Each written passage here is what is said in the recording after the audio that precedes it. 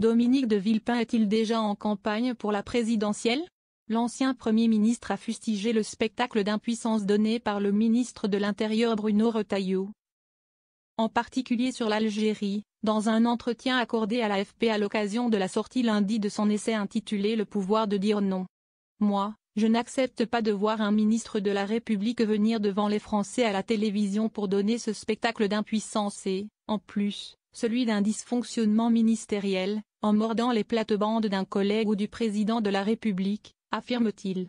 Surenchère identitaire à droite, on fait le show, on fait de la communication et pour moi, c'est la pire image de l'impuissante publique, renchérit l'ancien ministre des Affaires étrangères de Jacques Chirac, 2002-2004.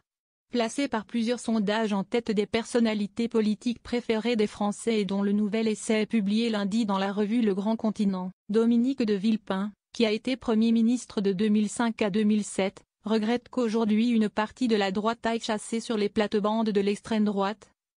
Non pas en apportant des réponses aux demandes des Français sur les services publics, l'immigration ou l'école, mais en surenchérissant sur ce qui est le plus facile, les questions identitaires. J'ai été toujours de cette ligne de refuser tout glissement vers cette tentation identitaire, de la surenchère et des extrêmes, assure-t-il, qualifiant la politique d'immigration aujourd'hui en France de très largement déclaratoire. Elle s'est très largement contentée d'incantations sur plus on va renvoyer les octiefs plus, tacle l'ancien chef du gouvernement, en allusion au rapport de force qu'a voulu établir M. Retailleau avec l'Algérie pour que ce pays reprenne une soixantaine de ses citoyens qui ont l'obligation de quitter le territoire, OQTF.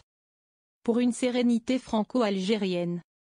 Interrogé sur la situation de l'écrivain Boualem Sansal, condamné à 5 ans de prison en Algérie et dont Paris demande la libération, Dominique Villepin a souligné l'intérêt pour la France de retrouver une sorte de sérénité avec l'Algérie. Nous ne pouvons pas faire autrement que de prendre en compte l'ensemble de la relation, parce que si nous restons sur le seul terrain sécuritaire, nous ne trouverons pas une sortie de crise, analyse-t-il, appelant à sortir de la diabolisation.